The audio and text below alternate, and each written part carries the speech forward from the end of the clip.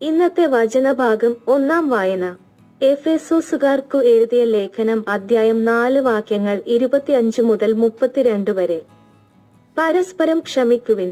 4 വ്യാജ്യം വെടിഞ്ഞ എല്ലാവരും തങ്ങളുടെ അയൽക്കാരോട് സത്യം സംസാരിക്കണം. കാരണം നാം ഒരേ ശരീരത്തിന്റെ അവയവങ്ങളാണ്. കോപിക്കാം, എന്നാൽ പാപം ചെയ്യരുത്. നിങ്ങളുടെ കോപം സൂര്യൻ അസ്തമിക്കുന്നതുവരെ നീണ്ടുപോകാതിരിക്കട്ടെ. സാത്താന് നിങ്ങൾ അവസരം കൊടുക്കരുത്.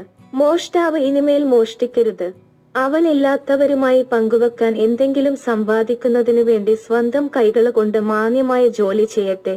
നിങ്ങളുടെ അധരങ്ങളിൽ നിന്ന് തിന്മയുടെ വാക്കുകൾ പുറപ്പെടാതിരിക്കട്ടെ. കേൾവിക്കാർക്ക് ആത്മീയ ചൈതന്യം പ്രദാനം ചെയ്യുന്നതിനായി അവരുടെ ഉന്നതിക്കുതകും വിധം നല്ല കാര്യങ്ങൾ സന്ദർഭമനുസരിച്ച് സംസാരിക്കുവിൻ. രക്ഷയുടെ ദിനത്തിനു വേണ്ടി നിങ്ങളെ മുദ്രിതരാക്കിയ ദൈവത്തിന്റെ പരിശുദ്ധാത്മാവിനെ വേദനിപ്പിക്കരുത്. സകല വിദ്വേഷവും ക്ഷോഭവും ക്രോധവും അട്ടഹാസവും ദൂഷണവും എല്ലാ തിന്മകളോടും കൂടെ നിങ്ങൾ ഉപേക്ഷിക്കുവിൻ. ദൈവം ക്രിസ്തു വഴി നിങ്ങളോട് ക്ഷമിച്ചതുപോലെ നിങ്ങളും പരസ്പരം ക്ഷമിച്ചും കരുണ കാണിച്ചും ഹൃദയാർദ്രയോടെ പെരുമാറുവിൻ. ഇന്നത്തെ സുവിശേഷം. വിശുദ്ധ മത്തായി എഴുതിയ നമ്മുടെ കർത്താവീശോമിശിഹായുടെ സുവിശേഷം. അദ്ധ്യായം 6 വാക്യങ്ങൾ 5 മുതൽ 15 വരെ. സഹോദരരോട് ക്ഷമിക്കുക. നിങ്ങൾ പ്രാർത്ഥിക്കുമ്പോൾ കപടനാട്യക്കാരെ പോലെ ആകരുത്.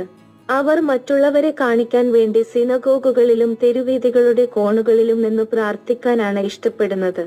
സത്യമായി ഞാൻ നിങ്ങളോട് പറയുന്നു, അവർക്ക് പ്രതിഫലം ലഭിച്ചു കഴിഞ്ഞു.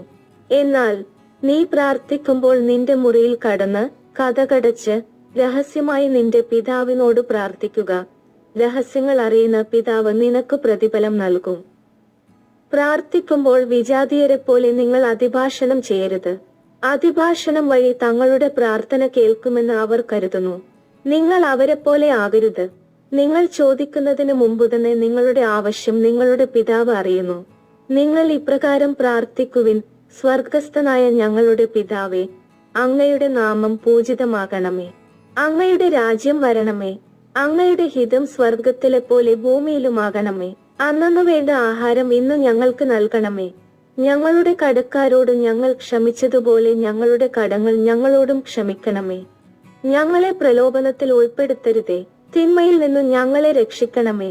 മറ്റുള്ളവരുടെ തെറ്റുകൾ നിങ്ങൾ ക്ഷമിക്കുമെങ്കിൽ സ്വർഗസ്ഥനായ നിങ്ങളുടെ പിതാവ് നിങ്ങളോടും ക്ഷമിക്കും. മറ്റുള്ളവരോട് നിങ്ങൾ ക്ഷമിക്കുകയില്ലെങ്കിൽ നിങ്ങളുടെ പിതാവ് നിങ്ങളുടെ തെറ്റുകളും ക്ഷമിക്കുകയില്ല. ആമേൻ.